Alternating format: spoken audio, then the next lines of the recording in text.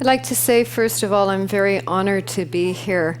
And I'd like to once again thank Jeffrey for his skipped step that has brought his spiritual family back together again as well, too. So thank you very much.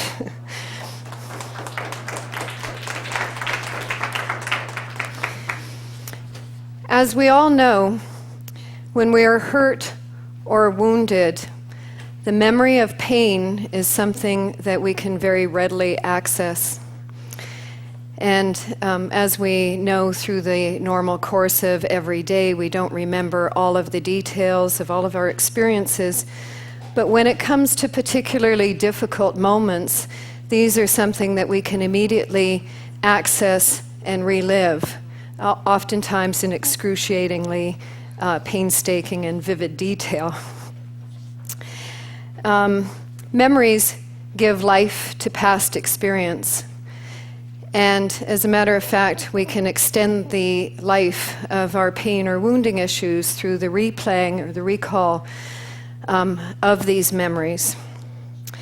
We do this through the intellectual and emotional faculties of thinking and feeling, and then we turn them into form. We talk about them, and we feel them as sensations throughout the body. Difficult memories translate into body dis-ease, and in this case we can create stress in the body, we can create weak points in the body, we can create physical handicaps or illnesses that are of a temporary, chronic, acute, or fatal nature. We can also create the loss of a body function or a body faculty.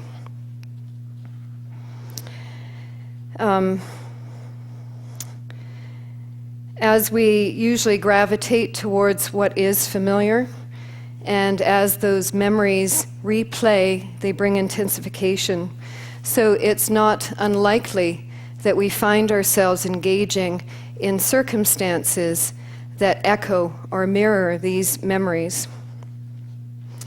As a message center or as a special messenger, Chiron connects us to these memory imprints or memory pools, and they are of a specific nature. Chiron alerts us to this key information, and it represents the deepest woundings of not only this lifetime, but of past lifetimes as well. And not only does Chiron represent these deeper wounding issues, but as the homeopathic principle of like curing like, or a bit of the cure is found within the wound, we also have within the Chiron signature our healing potential and the byproduct of the healing potential, which are healing capacities. Now, the memory imprints housed within cellular memory banks can remain in our unconscious, or they can be filtered through into the consciousness. Chiron can be actively accessed, in which case oftentimes we deal with repetitive or chronic themes or circumstances, or they can sit dormant as an unconscious undercurrent with latent potency that will be released at key junctures or critical points throughout the course of our life. Now, that which we identify with, or that which is familiar, has a gravitational pull or a magnetic draw. And as we know, the memory of those difficult moments brings a subjective intensification. We can identify with Chiron to such an extent that it represents a feature theme or of our life or of our personality. So it can become a signature that we are known for, or that we know ourselves by. Okay. So we review in order to solve. And the intention of this conscious or unconscious accessing is to eventually awaken us to a resolution and an advancement. Chiron plays then a specific role in the soul's evolutionary development by drawing attention to a specific or feature, wounding, issue, or issues, and in so doing also provides the information to the potential for the healing of that wound.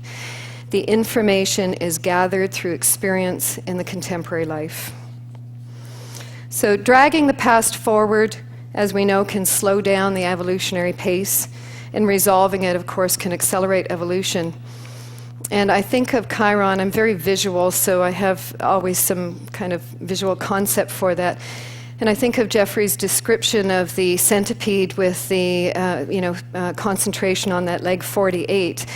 Well, Chiron is like wounded leg 48. And you know, when we have a sprained ankle or something as we walk along, we tend to favor that. All of our concentration goes to that wounded spot. So Chiron represents that wounded leg of the centipede that can slow down the overall evolutionary pace. Chiron also represents the leg brace through the reinforcement capacity that can then help that leg to function at the same pace as all the rest of the, whatever it is, 107 legs. Okay.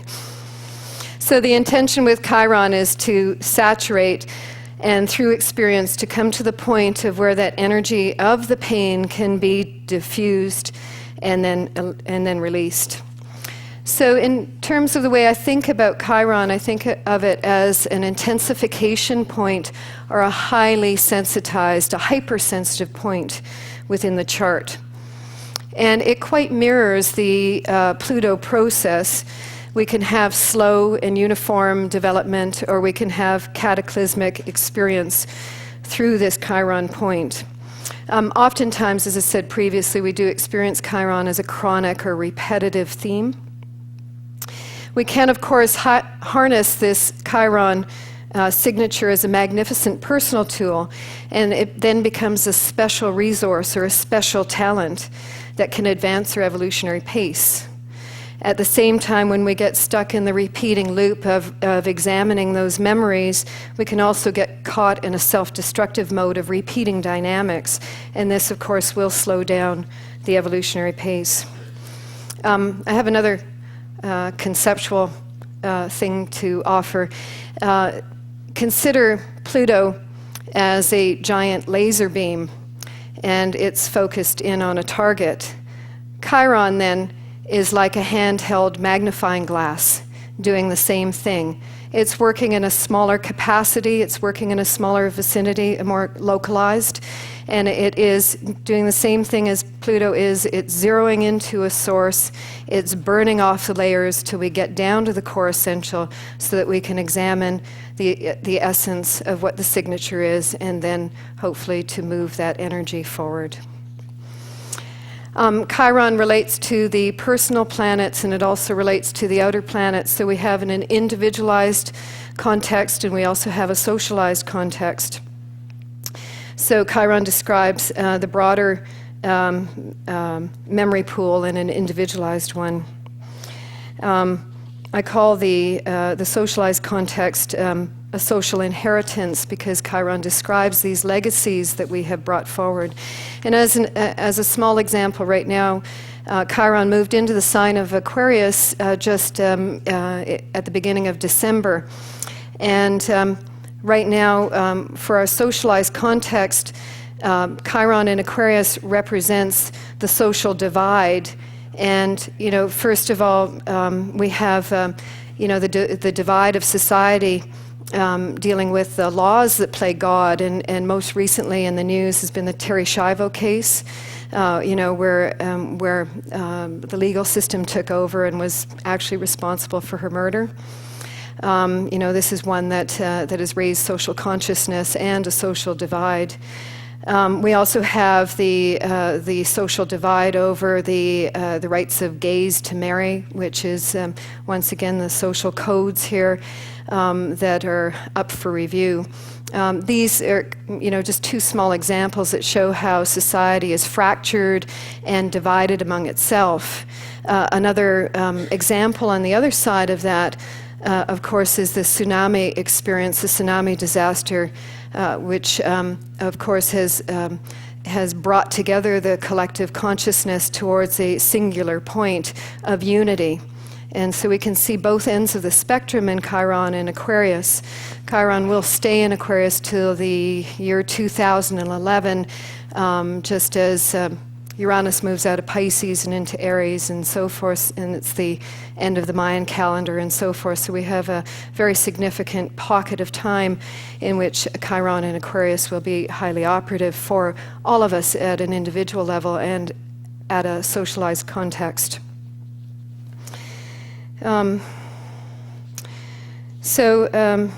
As I said earlier, anywhere that Chiron shows up will describe legacies brought forward, and sometimes it's a stumbling block, or sometimes it's something that you just live with.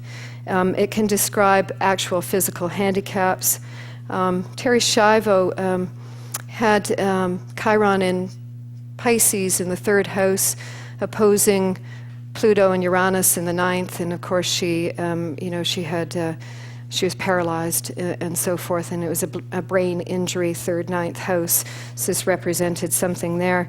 Chiron can actually describe the conditions or give information to our physical death as well, too.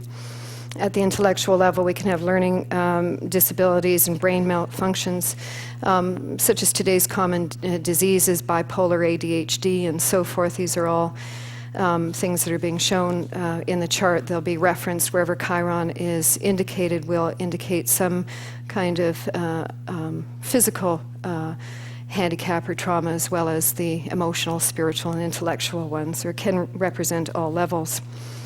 Now, due to Chiron's instinctual hypersensitivity and the ability to identify with pain, which is an intensified memory vein, it can also, the Chiron influence can find us also empathizing with the pain of others.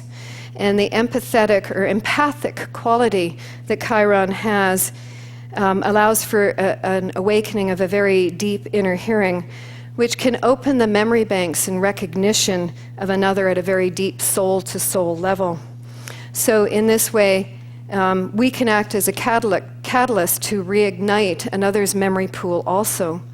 So this can bring an intensified awareness of other and a resonant with others, so we can unconsciously access what they desire or need. And in this case, we can act as a catalyst, a messenger, a teacher, a role model, or a healer.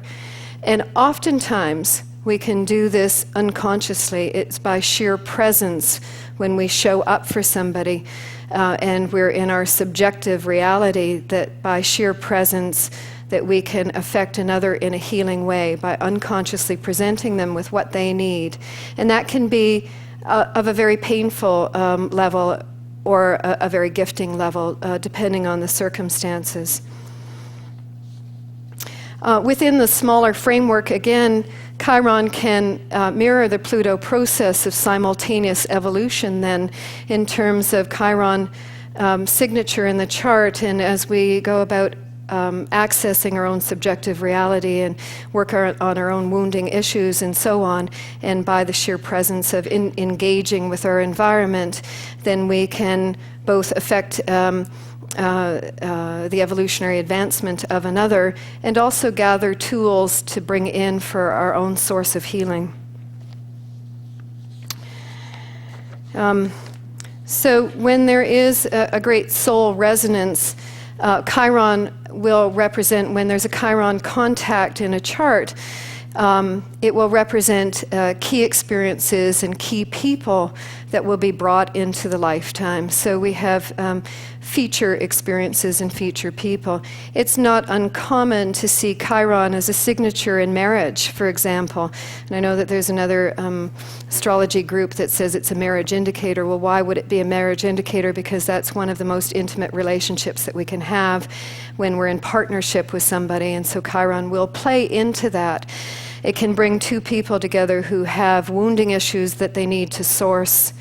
It can bring two people together when there's not a When the relationship is not one that is filled full of trauma and crises generating, then it can indicate two people who have come together, who have done some advancement on their wounding issues and are now learning to be in a relationship in a healing capacity, in a healing way. So where there may not be constant crises, at key junctures, once again by transits and so forth, by contacts to that, there may be a replay or an opening of those wounding issues, but they may not be necessarily traumatic or at the intensified level. This would indicate a couple that had done some previous work and are meant to continue along this line to learn how to be in a relationship in a successful way instead of a traumatic way. There are times when couples can come together and then as a unit offer that healing out as well too. So the Chiron placement is very interactive and is very much ignited by environmental circumstances. Now, in terms of some specific wounds that Chiron does indicate in the chart, as I said, it will indicate the deepest wounding issues, and of course, one of the first wounding issues that we have is the birth trauma. So when we come into this incarnation, we can come into a hostile environment, and that hostile environment can actually be the body itself. So there can be the rejection of the body.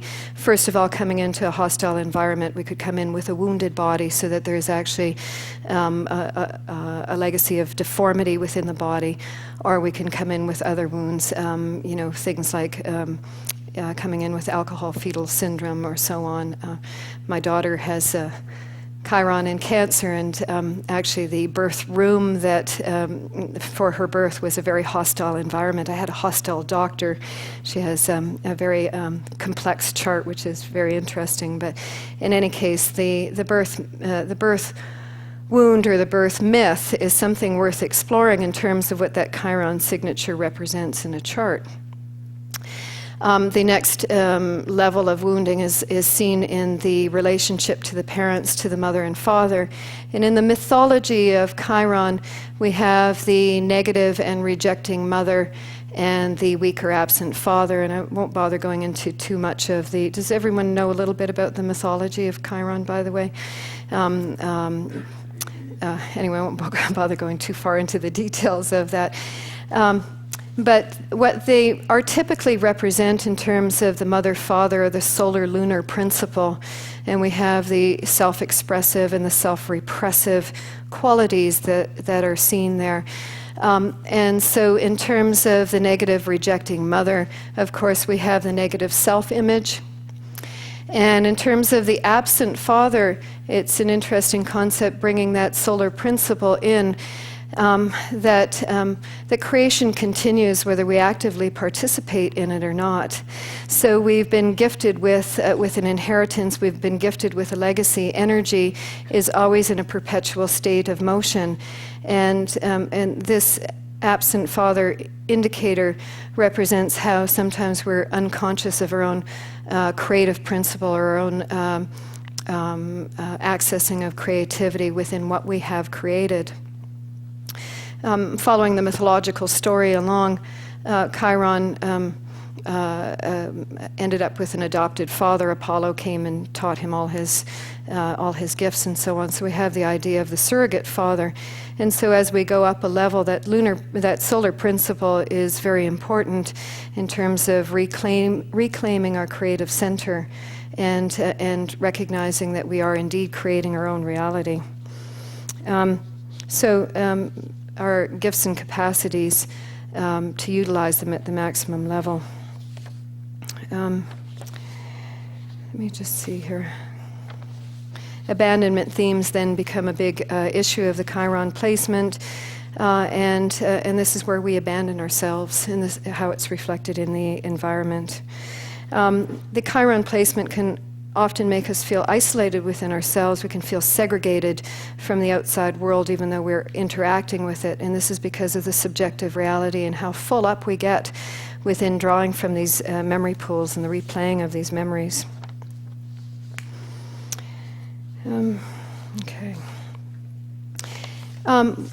I've talked mainly so far in my intro about the wounds that Chiron presents, but as I said a moment ago, Chiron not only represents our wounding issues from past lifetimes, but our healing potentials and the byproduct of those healing potentials, which are our healing capacities. And so sometimes, say, Chiron is not necessarily experienced as a crisis, but it's experienced as a capacity.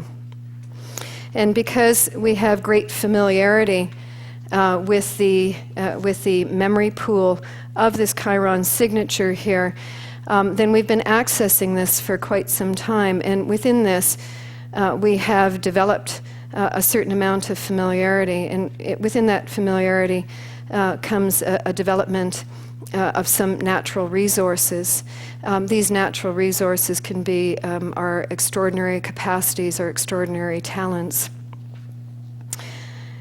And so, as such, Chiron can also represent a vocational indicator in a chart. If you have great familiarity with the themes that are in your Chiron placement, then you can take them and actively put them to work. And in doing so, this vocational indicator, someone had asked me just before I started why there were so many Chiron-Uranus oppositions from 1950 to about 1970. Chiron was opposite Uranus about 40 times. And this is really an awakening and an acceleration of evolutionary intent being shown in this planetary symbol, and why so many of us have come into helping professions over the recent number of years. So when we offer our specialized talents and resources, what is most natural for us to do as a vocational capacity, then we can offer this healing out, and as we offer the healing out, we also learn. So Chiron as the wounded healer, of course.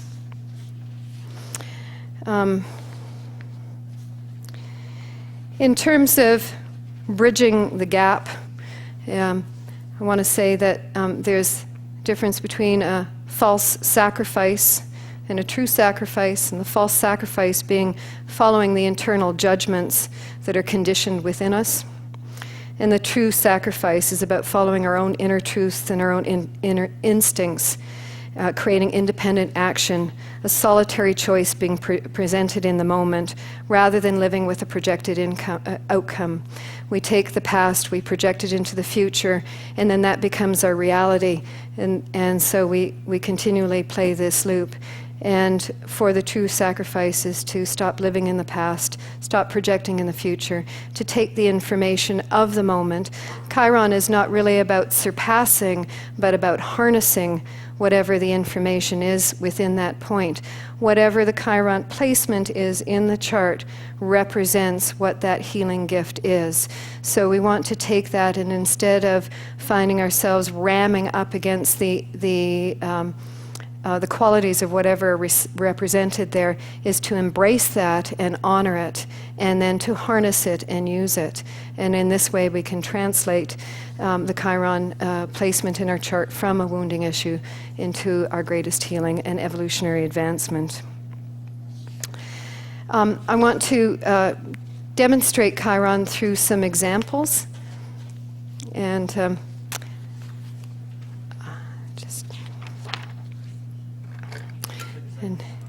pardon me? Okay. And I chose a couple of examples just because they were contemporary on the news now. And as soon as that comes up, we're going to look at Michael Jackson's chart.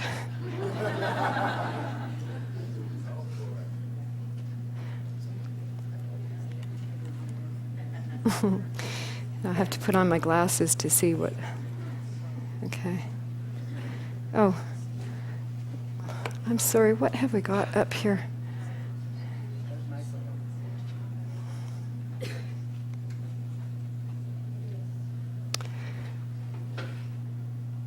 Okay.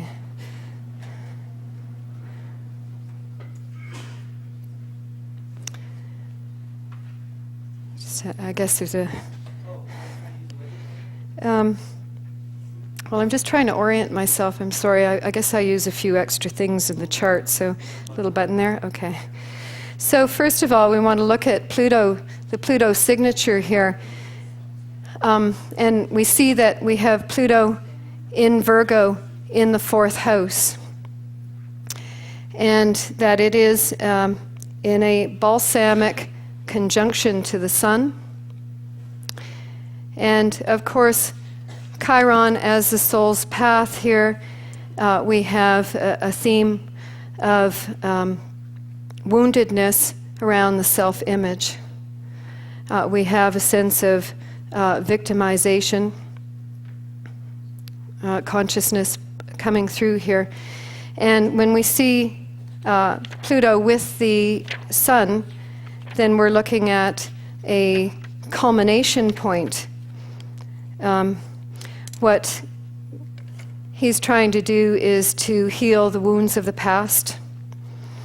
And some of these wounds, the 4th house, when you find Pluto in the 4th house, we have a crisis around gender. And we see this being played out quite graphically in his chart. So the 4th house also relates to childhood traumas. And so what Michael is trying to do here is to reclaim what has been lost and to reclaim a sense of innocence, trying to find a way to be safe, to be himself.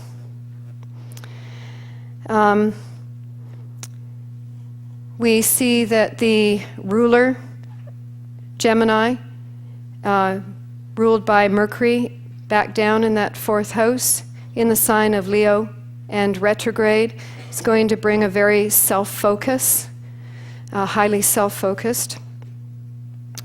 In terms of the South Node creation here in the 11th house, we're going to find an acceleration theme. It's in the sign of Aries, and it's going to bring, again, a narcissistic experience forward. We find Mars in the 12th house in Taurus, and we have the hidden self. We have the crises of exposure coming through the 11th house.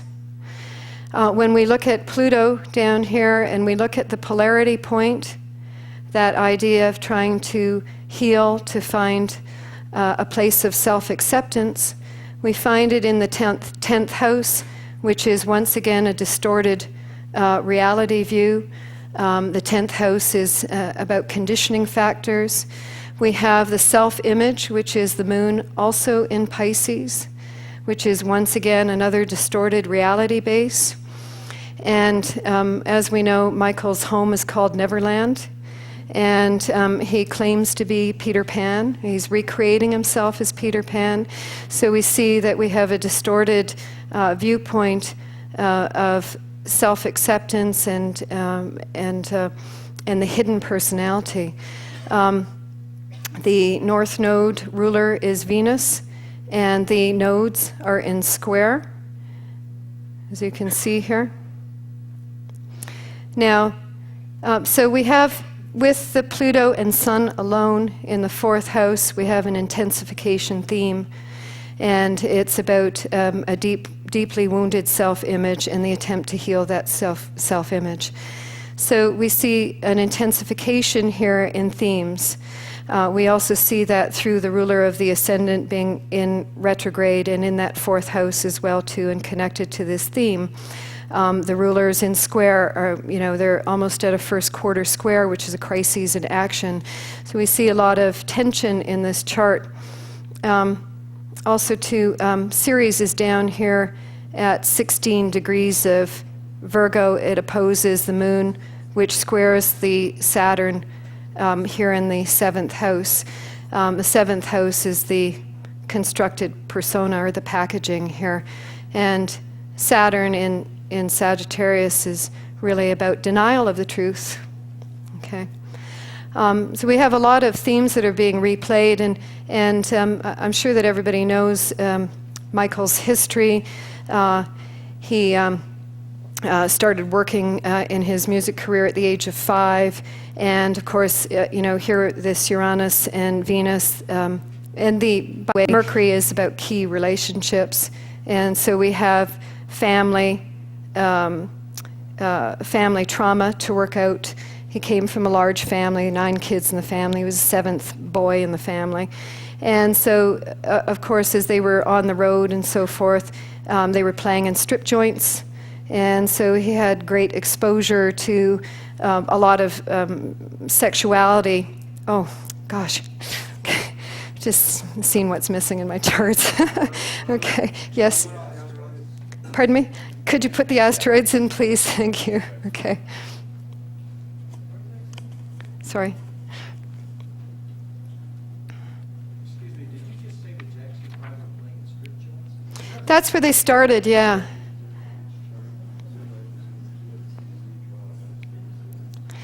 They used to go on, and Michael said this himself. They'd go on, and after they came on, the strippers would be on. There's, it's well documented, that the family, basically, including the father, and we see the Saturn and Venus trine here. The father, was very, very sexually active, and the dominant father here, he said his father is very sadistic. And the punishment was cruel and excessive.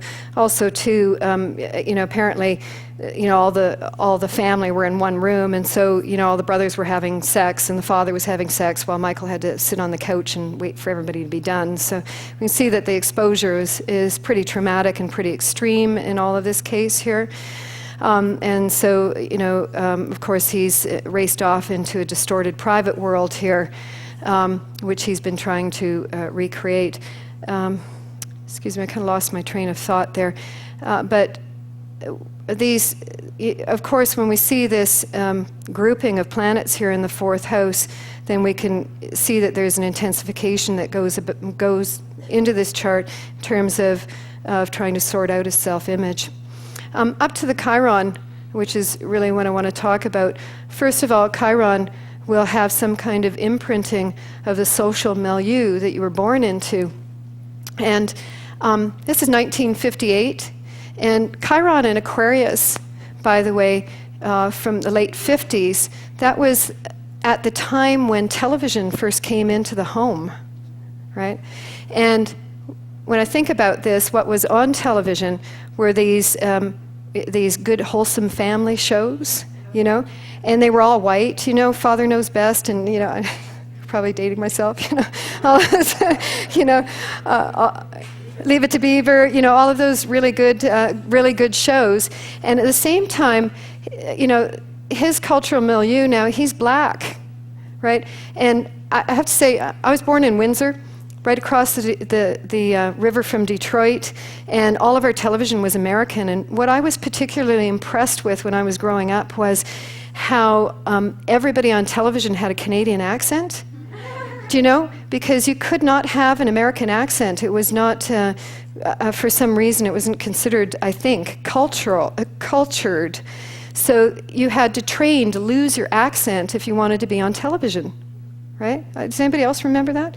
I mean, it seems to me that it's only been recent that they've accepted things like Southern accents on television. It's amazing to me, but anyway, I've noticed that.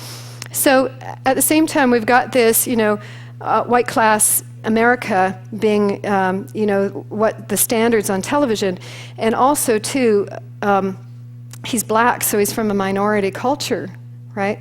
And the blacks at that time, in terms of Motown and the music that was being played, because that's my homeland, it was very homogenized. So the blacks were really, putting on a show, the Diana Rosses and so on, right?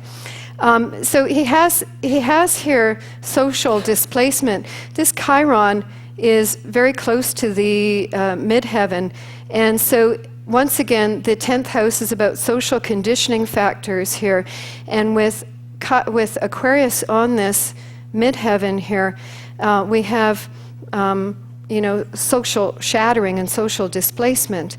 And so He's quite recently said that he's a black man and he's proud of it. But, you know, the color of his skin has changed. You know, this is all the information that has come with this Chiron. First of all, you know, through the cultural milieu of the time, which has given him distortions on both ends, both for his racial background and just the cultural milieu at the time. So, you know, here he started in terms of attempting to manipulate his physical form. Down here, Venus is opposing Chiron in a very tight opposition here. And so Chiron polarity point would be represented by this Venus placement.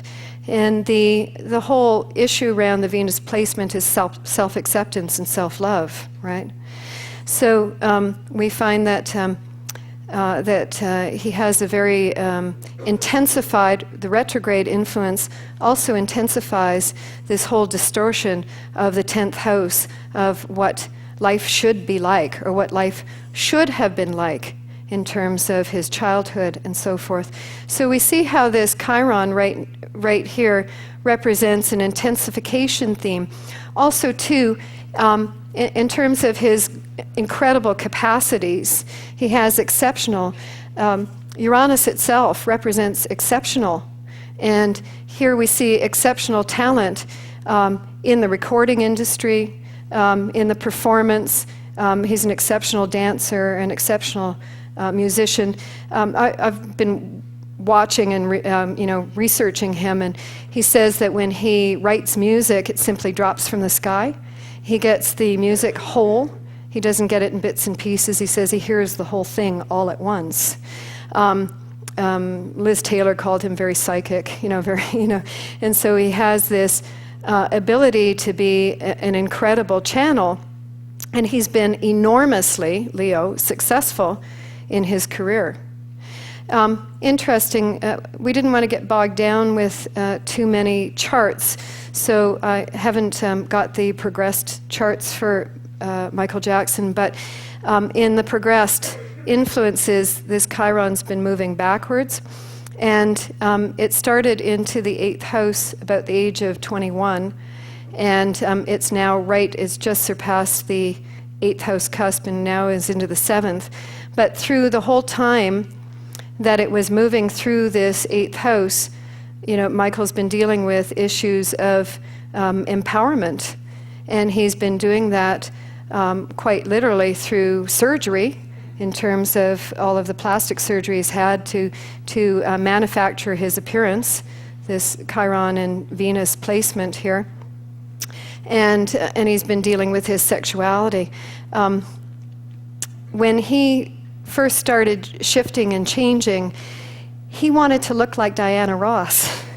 I don't know whether anybody remembers that. Now he's saying that he wants to be he wants to be Peter Pan. So the first thing that he did, and by the way, Venus and Leo would be the diva, right?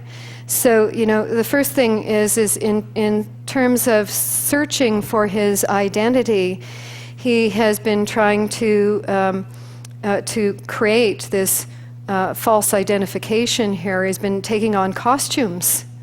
And so he's been doing that on a physical level, first by wanting to be a diva. And, they've been showing, if you've been watching some of the news hours with Liz Taylor, and he's got his hair very long and it's very curled and he looks very feminine. It's an amazing thing. Also, too, with this idea of royalty and specialness, he's been wearing these uniforms. It's called the self-proclaimed Prince of Pop. And so he's been wearing uniforms that look quite royal, so he's been dressing like that as well too, right? That's been very interesting. I think what's happening now is a metamorphosis as this Chiron's been going through the 8th house, this metamorphosis of his identity in terms of the gender conflict that he has within himself. He's got Mars in Taurus, the masculine relationship and the feminine relationship in Leo. So he's got these two interchanged, and the nodal axis, Aries and Libra, the extremity of the identity. What I want to point out here is the 2nd house, which is the inner hearing, the inner orientation, the sexual orientation here. Vesta represents sacred sexuality. And this sacred sexuality here, well, the sexual symbol here, and on the house cusp as well too, it's even here as well too, this second house is inner hearing. He hears himself, or he's relating to himself as being a child, right? So we have a good component. Well, the self-image here is very mixed up with the moon in the 10th house. We have the absolute distortion of what that ultimate other who is self truly is. We're claiming with the Pisces and the Cancer a sense of innocence here in terms of these symbols. We see that Vesta is square this nodal axis, so once again we have an intensification point here brought forward in this particular lifetime to be resolved. The gender issues here of finding safety, which is what the Cancer image is about, finding a safety in being self, right? Whatever that might be, whatever component that might be. Let me see, just another thing on that progressed chart. So we've moved through this whole category here of plastic surgery and sexual experimentation and identification and exploration of personal power. And we're now here with this Chiron now in the 7th house, which is, of course, bringing exposure. 7th house also rules the public. So we have him now being exposed and being examined on that level. Just want to point out one other thing as well, too, the constructed persona. This is where we package ourselves so that we can have acceptance. And with Sagittarius here and the Saturn, as I said, this is the denial of the truth here. It's interesting to note that Lucifer is at 16 Sag, right in this position here. So this rejection of self, the packaging, the constructed package, which is the physical self, and how that represents evil to this individual. It's quite interesting. Anyway, the chart is very, very, very complex. The Libra North Node and the Jupiter conjunct, and even the Neptune in Scorpio is meant to bring him back to his own personal truth here, which is this Venus in Leo, self-love. In the 3rd house, this would be about duality. Libra itself is of the balance. So what we're looking to do is merge the male-female in an equal way and in a strong way, so to have strong representation of the masculine and feminine selves. Can we put up the chart 2, which is the accuser's chart?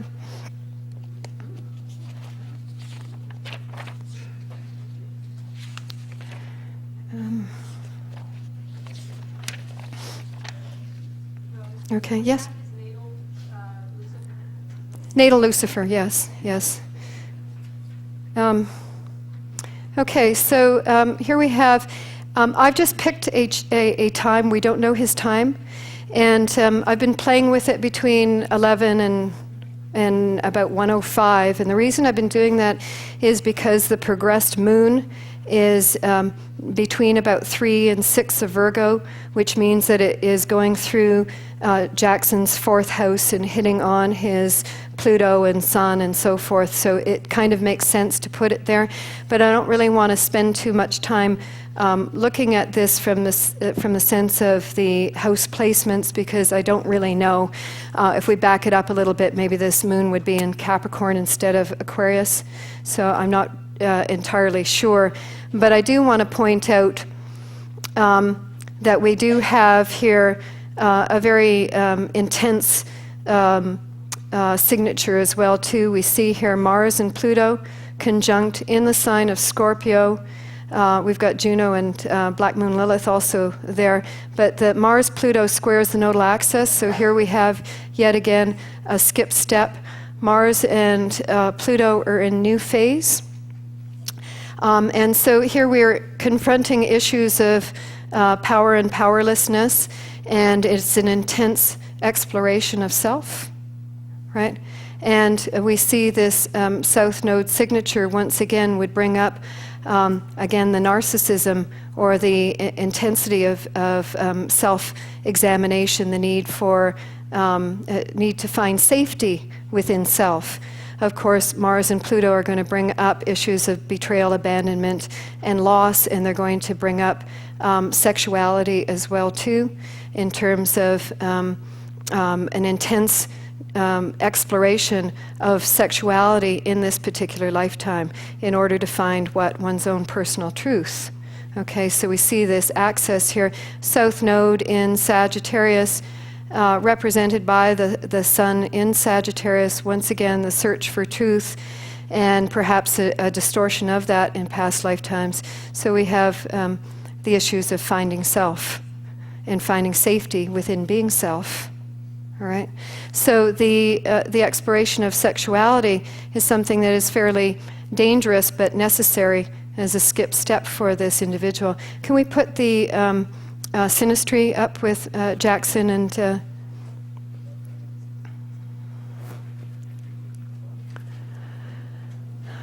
okay, great. Thank you for the asteroids. Okay, so look at where this Chiron in Cancer influence shows up in his second house. And I didn't talk about this Chiron in Cancer. The wounding issue is once again about safety and being self. It's about safety in accessing the emotional body and the self-image. And it's about not feeling safe. We have Jupiter here as well too. Chiron is then conjunct Michael's Vesta, so we see a sexual contact right here in the chart. Vesta as a sacred sexuality, of course, we know that in sacred sexual times there were the initiation. It was a sacred ritual here, and so this would indicate a sexual initiation here of a wounding nature, right? Again, when we see that Michael's moon in Pisces, of course, moon in Pisces, Pisces represents the Savior, and with this influence here, we could see the silver-tongued devil represented in this, of presenting oneself in one way, and then the actual identity being recognized. Going here, we see that we have the Mars-Pluto in the 6th house of Michael Jackson's chart, so there would be a sense of victimization coming through the 6th house axis. And in terms of the Chiron issue here, again, the issue is the displacement of the parental influence here, and looking for a surrogate parent. And in terms of the relationship with this boy, apparently he got him to call him daddy. And so he wrote him notes saying, "Your father," and so forth. So he presented himself in this way. Also, too, according this boy apparently has, the little I know about him is that his father has abandoned the family, was very abusive, and so on. So the Mars-Pluto square the nodal axis, and the difficult Cancer theme is going to show the difficult parental access that he has here. And so I believe that coming into this relationship with Michael, also to take a look at the nodal axis, which goes right across this Chiron. He's got north node on his Chiron, the south node is on the Venus. So when we have a nodal axis contact, we have an intensification here with Michael himself on his own chart, and then we have an intensification of the accuser here with his nodal axis being right on that. So we can see deep, deep, deep wounding issues that are part of the skip steps for this accuser to be resolved in this lifetime, part of his own evolutionary healing. So we see that there's similar themes. The very, very deep soul attraction by the Chiron connections through Vesta, through the North Node here would bring this together. that when you have South Node and Venus together, there's this unconscious sense of expectation that you're going to be given to. And of course, Michael did give this child lots of very expensive gifts. But the issue here with this is of being the only one, being special, the Leo and Aquarius connection here. And what he did do was lavish attention. He did this with all of his boys that he was involved with. He would make them his everything and then suddenly cut them off and move on, in which case the abandonment issues are replayed out. So we see here in this synastry that there's a lot of connections here, a great deal of hope pinned on this exceptional role model and this replacement for father that's taken place here, and then an incredible fall from grace and an incredible devastation that has created a deep wounding for this individual here. When we have trines, we have facilitators, so we have access. Trines facilitate the energy taking place, so they make it easy for that to occur. So we see that the connections are quite amazing between the charts. Basically, what both of these individuals are trying to do, both of them are trying to find a way to be safe within themselves. And what I feel about this accuser's chart is that he's actually exploring his own sexuality and trying to decide what his sexual orientation is. Through this initiation, I think it's opened up and exposed him to something that has created great vulnerability within him. And also to, of course, the Chiron position here in Aquarius, so the wounding has come through a television show, which is Aquarius again too, the exposure on television, which is how the whole thing started. The boy was seen on television, and when he went to school, of course, then he suffered embarrassment because of the exposure, and this is what started him on this whole thing. Well, also to the fact that he was basically dumped. Okay. The thing that concerns me about all these contacts is this here. Juno is on his Neptune, and Juno is kind of an interesting thing because Juno is the marriage asteroid, and Juno has a symbol in it. Well, it's in the sign of Scorpio anyway. I would wonder if there's a bit of retaliation going here with the theme. Well, you can see it also too in the Mars Pluto in Scorpio. When we've been hurt, wounded, or betrayed, there's some payback as well too. So despite the fact that I think that what is taking place through this whole incredible scenario, which is being played out before the public in a very dramatic way, that this exposure has to be of an extreme nature, because with Chiron, we have to take things up a level. So we intensify that theme. It's an intensification point in the chart. And so we see here that this is being played out at an extreme level, and it's being played out in the public arena, so that some significant circuit breaking can be done and some significant healing can move itself forward. I think I've pretty much said everything I want to say about that. How's my time doing, by the way? I have 20 minutes left. Let's go to example 2. Then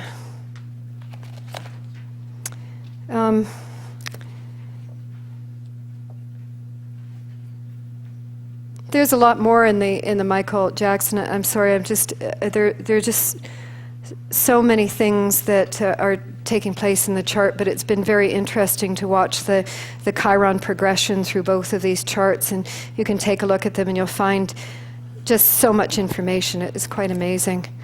Yes?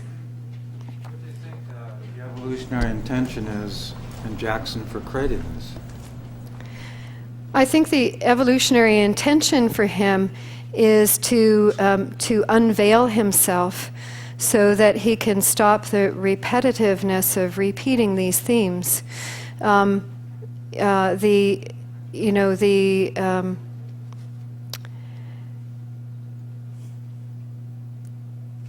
the issue is in becoming, in finding himself again, and in repairing, reclaiming what was lost, in terms of recreating this for this individual as well too. They're mirroring each other in terms of the healing that they require. Both of them are looking for internal safety. So you're saying that he has an evolutionary need to expose himself to himself. Right. Now you're doing this for the South Node and the 11th, which can be sociopathic. And Right. that's going to be the vehicle of the exposure. Right. Okay. Right. Thank That you. would also be a symbol of the Chiron and Aquarius. Right. Sociopathic. Right. So he's opposing himself. He's opposing himself. Right. Thank you. Okay. Good. Okay. All right. I'm sorry? Restate that. We can hear it. Nobody else can hear it. Evolutionary state. Yeah, what evolutionary state would replace him at? That's a good question. I think second state individuated, moving into third, correct? For Michael Jackson? No, because if he was in second stage individuated, he wouldn't be integrated into society this way. I would say he's much more already in a third stage individual. Already in the third state Just individual. by the nature of his music, Right, the nature of his personal identity. right. He's obviously in a process of trying to integrate his own inner animus, evolutionarily speaking. And look at the chart. Right.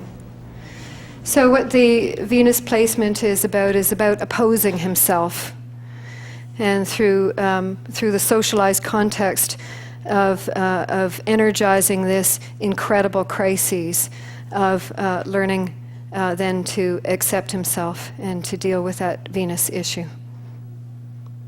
Right.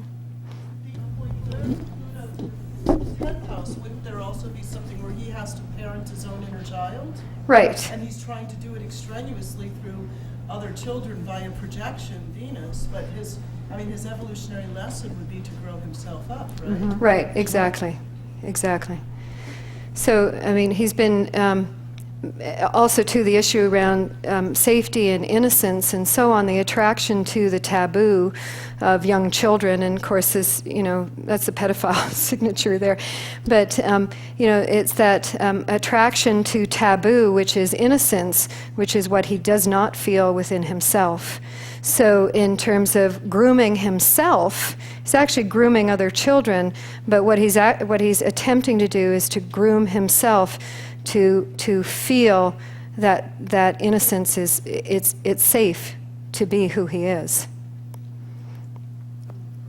Yes? The nodes being intercepted, will that make him oblivious maybe to his evolution? Does that play a part in that? Well, thank you. The nodes, as you can see, are the south node, north node contacts here.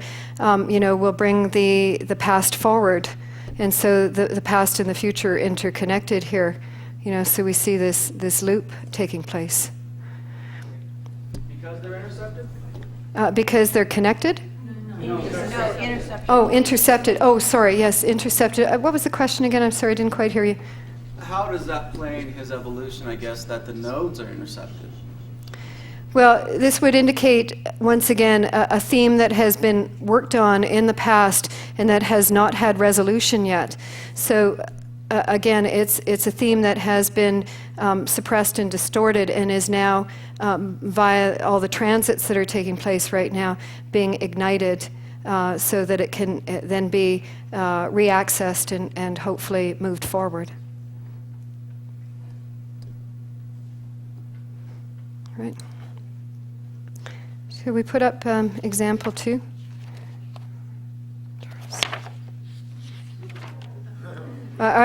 Charles. I'm sorry. Right, Prince Charles? Okay. Right.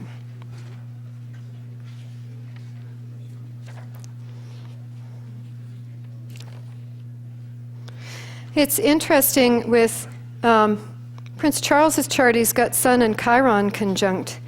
And I did a little research on what was taking place when he was born. The year before he was born, they called it annus horrendus. And apparently, this is at the, just after World War II and England emerging as a superpower. But at the same time, the year before, there was an amazing winter, and there was a lot of difficulty. There were energy shortages, and there was an economic crisis, and there were a lot of people out of work. And so here we have, in terms of the Sun Chiron, because this chart is also going to be connected to England as well, too, to the country, because he is set to become the future ruler.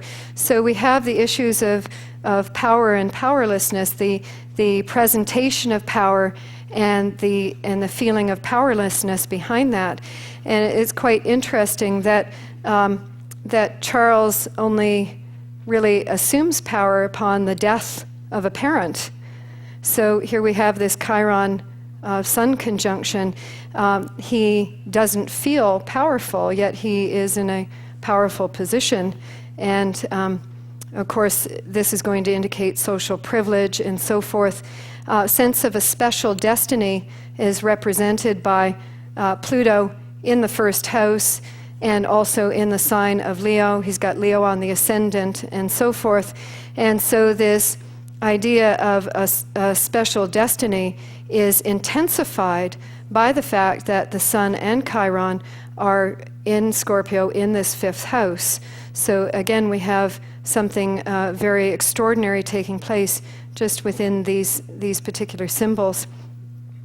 And it's interesting to note as well, too, Queen Elizabeth actually has a Chiron Sun conjunction as well. Her Chiron is in Aries, and her her Sun is at 0 Taurus, which puts they have a Chiron-Chiron opposition and a Sun-Sun opposition as well, too. That'll sit right up here on these points. Chiron here, this idea of only becoming powerful upon death. It's kind of an interesting experience here as well, too, considering, we have all the issues that have taken place in this man's life. Sorry, I want to see what I wanted to say about that. The South Node conjunct Mercury in the fourth house, of course, is going to be a difficult signature and a difficult family history and a past. Pluto in the first house beginning a new evolutionary journey.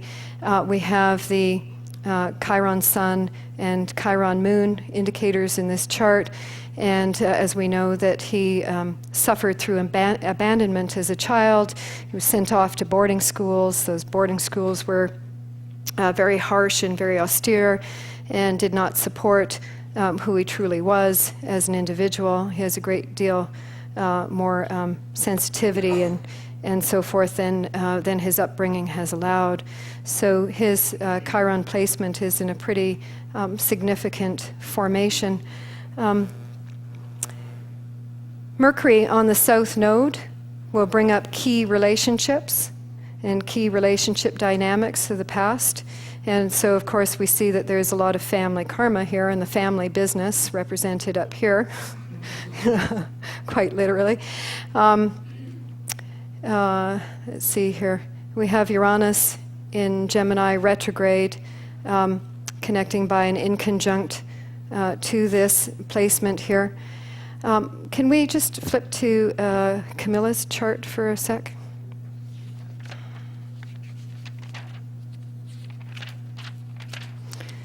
And Camilla has the same rising sign.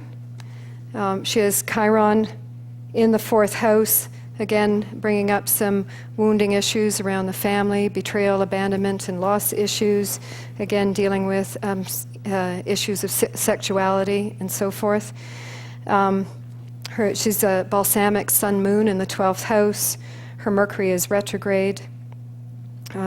She has Saturn conjunct Pluto in the first house. She had a similar upbringing to Charles in terms of being sent away to a boarding school that was very austere. Apparently she thrived through it, absolutely loved it. He has Pluto conjunct Ceres, which would have made him more vulnerable and more sensitive. She's got Saturn-Pluto conjunction, which makes her a much tougher cookie. And in terms of what I read about her, the issue around Camilla is, of course, that she wasn't a virgin, so she wasn't suitable marriage material. And it's very interesting. She has a Chiron Ceres opposition up in the 10th house, and I always think of Ceres is a little bit like it's got a theme of Pluto, of the theme of loss and return. Okay, and it's interesting because the first meeting that she had with Charles was, my great-grandmother bonked your great-grandfather, so how about it, babe? and I think that this is kind of an interesting replay. Charles apparently has a personality quite similar to his great-grandfather, King Henry VII. And so Camilla was very aggressive with Charles in terms of sexuality. The Scorpio signature, the dynamic of use and so forth seems to, in terms of the relationship dynamics between the two of them. It's interesting because the story is that Camilla had a relationship with her husband and caught him in bed cheating with somebody else. So her thing was that she was going to go out and conquest. So she went out and had a string of affairs in order to pay back her. Andrew was his name. And so one thing that did occur was that she did meet Prince Charles, and so she started having a relationship with him. They have, because of their ascendants and because of the dynamics of their chart, they have a great soul resonance. Their chirons are very close, and the Mercury component, his Uranus and Gemini retrograde in the 12th house, believe that represents her in terms of his enmeshment issues with her, and it's been said that he has said he can't live without her. And so that's been kind of an interesting theme. They have a very deep soul resonance, and he says that she's his best friend. But in any case, apparently he did propose to her twice, and she turned him down. The story goes that he dawdled, and so she married somebody else. But apparently the story is that she said she didn't want to live in a fishbowl. She has South Node in Sagittarius in the 5th house, and a lot of 12th house and Gemini issues there. So we would see that that maybe she would have liked to have had freedom. However, the Scorpio Chiron can be fairly manipulative. She actually was very instrumental in choosing Diana as a mate for Charles, and the reason that Diana was chosen was because she was a mouse and probably wouldn't give him any trouble, and so she was protecting her assets, right? And so it's a very interesting thing. Diana has Chiron in Pisces, and actually between the two women there's a Chiron-Chiron trine, which facilitates a relationship between the two of them. They had access to one another, and I think that they were both targeted each other in a very heavy way. How much time do I have left? 4 minutes? Okay. Well, what's timely right now is the eclipse and recovering. Charles has Mars squaring his nodal axis right now. The eclipse falls on the charts in a very dynamic way, which is indicating right now this rebellion theme here, and finally Charles trying to come into his own personal truth and to reclaim his life, to repiece his life back together. And it will be interesting to see what takes place next. We have an eclipse on the 24th as well, too. which will be interesting to see playing out in both of these examples. Just in closing, and you can review these charts because there's so much in them. I just came up with a tiny revelation yesterday that I wanted to share with you, and it's regarding John Kerry's chart. And I hope I can remember all of this. But the idea of Chiron also representing a socialized context. And he had Chiron in Virgo in the 9th house.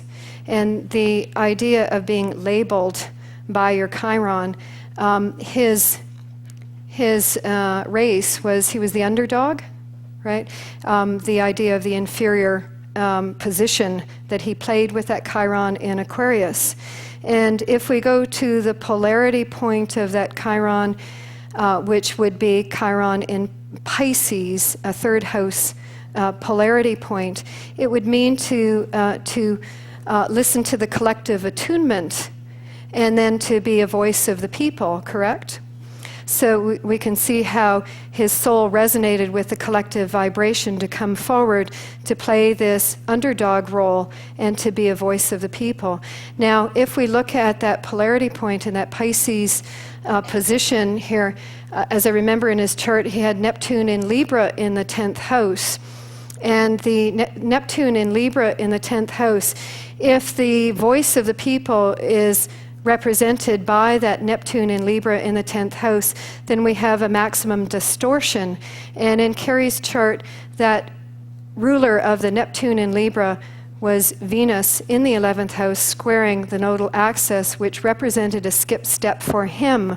But I think it also represents a skip step for the population or for the collective as well too, because the collective voice maybe desired of change, but then we have the fear of changing the system represented by the Neptune in Libra in the 10th and the social divide as well too. And the Venus in Scorpio in the 11th here representing that his losing the race and the questionable circumstances around the balloting and so forth, were the results manipulated or so on. I think the whole experience of that drew attention on a collective level, or for the U.S. anyway, in terms of what are the values of the American people and what do they really want to see for their future. There's always a fear of change here, but now that we've had a witness of a scenario playing out, and it has taught something to the American people, what next? And so on that, I'll leave you. Thank you.